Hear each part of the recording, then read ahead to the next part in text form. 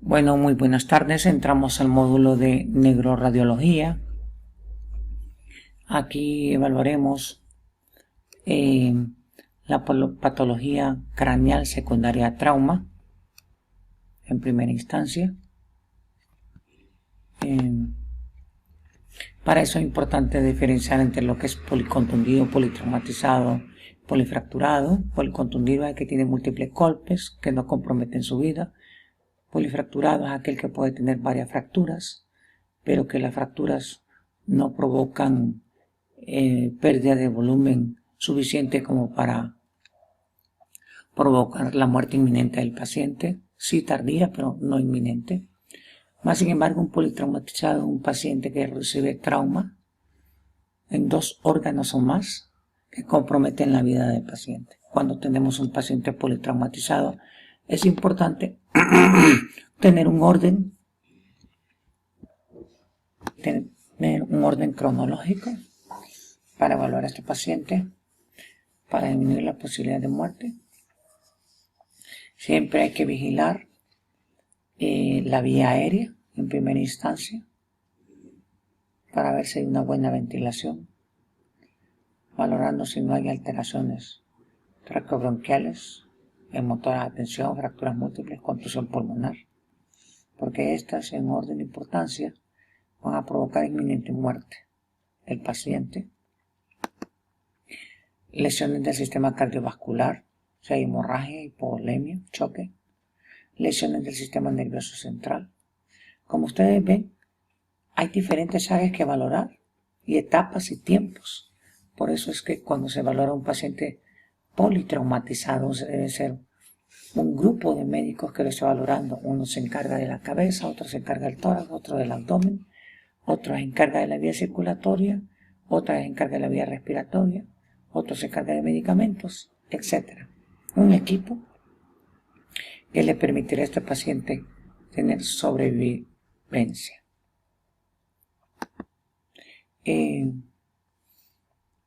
Cuando tenemos un paciente politraumatizado, este equipo debe estar enfocado en resolver las lesiones más importantes que tenga el paciente y que disminuyan la mortalidad del mismo. Por lo tanto, deberá haber una persona encargada de determinar qué médicos deben ser los que atiendan en primera instancia a este paciente. Entrando en lleno en el tema, hablaremos de lo que es trauma craneoencefálico, que se define como una afección del cerebro causada por una fuerza externa que puede producir disminución o disfunción del nivel de conciencia y conlleva a una alteración de las habilidades cognitivas, físicas y emocionales de un individuo. Este trauma puede ser abierto o puede ser cerrado. Llamaremos abierto cuando hay compromiso de la bóveda craneana, llámese región cortical o de la base. Cerrado cuando no hay compromiso de la misma.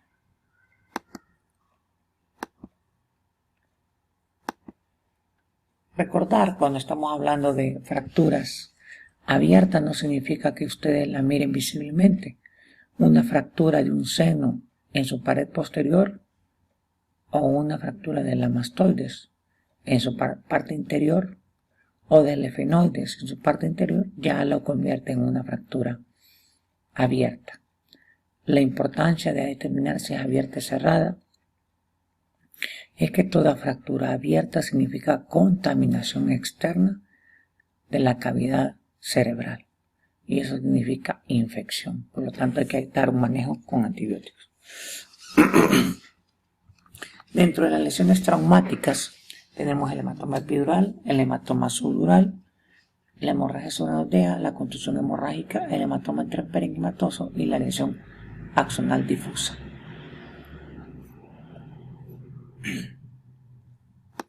Empezaremos con la lesión axonal difusa. Lo más importante de ella es entender que es una lesión biconvexa.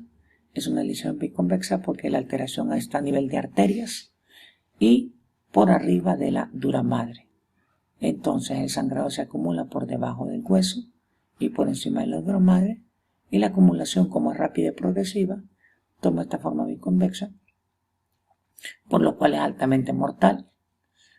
La región más frecuente es la región temporal porque es el hueso más delgado. Las manifestaciones clínicas son evidentes y rápidas porque el sangrado es activo y la manifestación es de compresión cerebral. Normalmente está asociada a fracturas dependientes de la arteria meningea media, que a su vez pertenece a la arteria maxilar. Aquí tenemos una descripción de un trauma en la región temporal izquierda con una fractura, compromiso de la arteria meningea media con un sangrado biconvexo que comprime y desplaza inmediatamente las estructuras hacia el lado contralateral. La línea media va aquí. El ventrículo izquierdo, que debe estar acá, está acá hacia el lado derecho, y ese está dilatado por compresión. Esto se llama herniación sulfacina por un hematoma epidural. Si este paciente no se maneja rápidamente, la mortalidad es alta. Aquí tenemos dos casos, mismo hematoma epidural, pacientes de dos edades diferentes, un niño, un adulto, pero con los mismos efectos. El siguiente hematoma es el subdural. Este está por debajo de la dura madre. Como está por debajo de la dura madre, el sangrado es en semiluna, se va por toda la región del cerebro, por el espacio aracnoideo, sigue la circunvalación del cerebro. El problema de este hematoma es que muchas veces no se detecta a tiempo. La mortalidad se vuelve a tiempo tardío, 2 meses, porque cuando ya el paciente viene con lesión secuelar, porque la mayoría tiene a ser bilateral, contusión a este lado y contusión a otro lado. Producen una herniación transtectorial descendente porque baja el cerebro hacia abajo. Muchas veces la historia clínica no es clara. La mayoría de veces es en pacientes mayores. Las imágenes de hematomas subdurales en diferentes tiempos. Este es un paciente que tuvo un hematoma subdural biparieto frontal, ya crónico porque ya está de color igual que el líquido suprarraquídeo.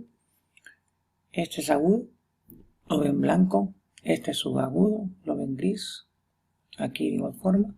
Este ya es crónico con un área de resangrado. El problema de estos hematomas es que pueden volver a sangrar y el paciente no se da cuenta. Aquí está otro con resangrados, partes crónicas y partes agudas.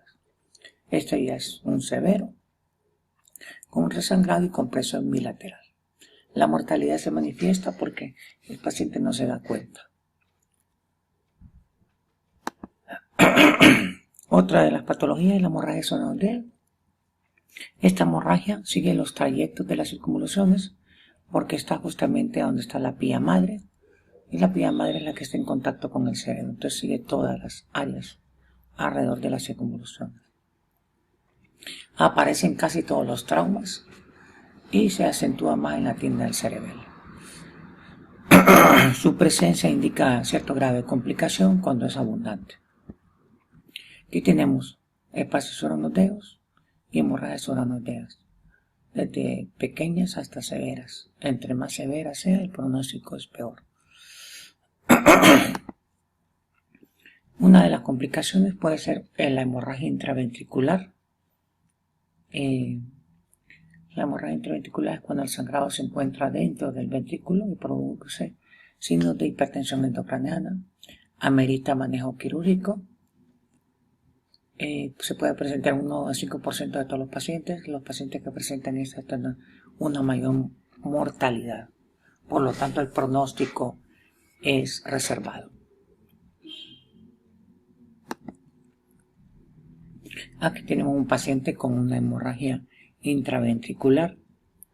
No tenemos en el cuarto ventrículo, tercer ventrículo, ventrículos laterales. Se entenderán que el pronóstico de este paciente es bien reservado. Y aquí tiene zonas de hemorragia sonodea. Otro es la contusión hemorrágica. Las contusiones hemorrágicas tienden a dar múltiples secuelas, se presentan en un 47% de las lesiones traumáticas, tienen menos frecuencia de pérdida de la conciencia, tienen más trastornos conductuales o convulsiones, son debidas por aceleración y desaceleración y se asocian a fractura craneal, que puede tener hundimiento o no. Son más frecuentes en un 50% del lóbulo temporal que en el frontal. Hay pacientes que tienen contusiones no hemorrágicas, o sea, solo negras, solo edema, sin sangrado. Estas hay que cuidarlas mucho porque en 72 horas se pueden convertir en hemorrágicas y el déficit neurológico se vuelve focal y hay cambios de la personalidad, sobre todo si son en el lóbulo temporal. Otra es el hematoma intraparenquimatoso. Esta es simple y sencillamente una colección de sangrado en medio del parénquima cerebral que tiene un efecto de masa, por lo tanto va a tener desplazamiento de estructuras. Es importante la valoración de este paciente porque genera un planteamiento quirúrgico inminente de acuerdo a donde esté el hematoma. Hay algunos que no se pueden operar, pero hay otros que son una inminente operación.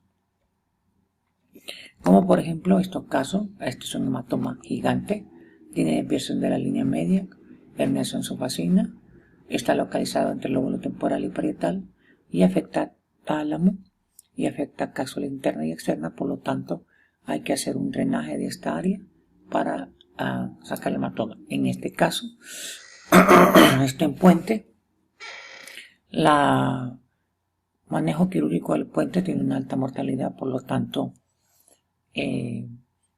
la evolución o el manejo en este caso particular debe ser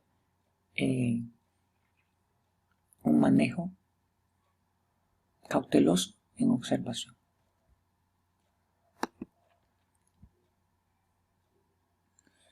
La otra lesión y última, la lesión axonal difusa, es una lesión que es difícil de poderla valorar por resonancia magnética. En la mayoría de los casos no se ve, no es detectable por lo mismo. Por lo tanto, el estudio de elección para su valoración es la resonancia magnética y no la tomografía. Esta es una lesión por cizallamiento. Gracias a Dios no es tan frecuente. Altera el estado de conciencia. Se realizan estudios tomográficos, el cual es normal, pero el deterioro de la conciencia del paciente es bastante severo. No hay demostración tomográfica. Por ejemplo, esta es una tomografía que apenas se miran unos puntitos blancos, pero que no significan nada, pero por la resonancia magnética sí son múltiples lesiones. En esta imagen es una imagen representativa de lo que significa cortar las axones. Es una desconexión axonal, por lo tanto, el hemisferio izquierdo y derecho se desconectan y por eso de ahí la alteración del estado de conciencia. Aquí tenemos pacientes con lesión axonal difusa, la tomografía es prácticamente normal. Otro que solo aparecen 3 puntos blancos, pero que no significan mucho, pero que con un estudio de resonancia magnética se observan diferentes lesiones a diferentes niveles. Todos estos puntos negros hipointensos en resonancia significan una alteración de axonal que provoca una desconexión cerebral.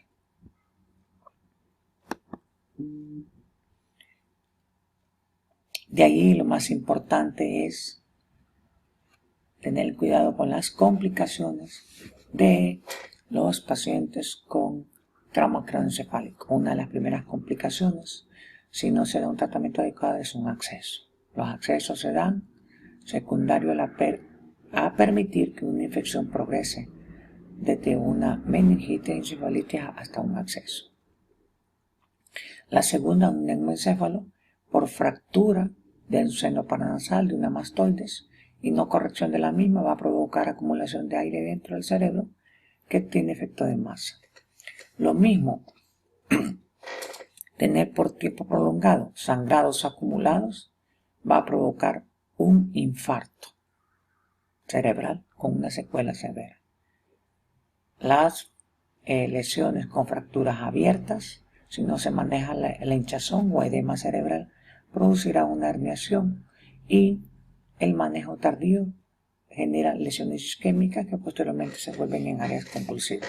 Aquí tenemos un esquema de un hematoma cerebeloso. Aquí tenemos un acceso cerebral. Aquí tenemos una herniación cerebral. Aquí tenemos un área de infarto extenso. Y aquí tenemos múltiples áreas de isquemias, ¿verdad? Entonces, todo esto es importante, el manejo adecuado para evitar sus complicaciones. Aquí hay un esquema, este esquema donde les muestra todo lo que hemos hablado acerca de los diferentes tipos de trauma y sus diferentes complicaciones, que son las que se tienen que tener en cuenta cuando están manejando con un paciente politraumatizado. Gracias. Si tienen preguntas o dudas, las abordaremos en clase.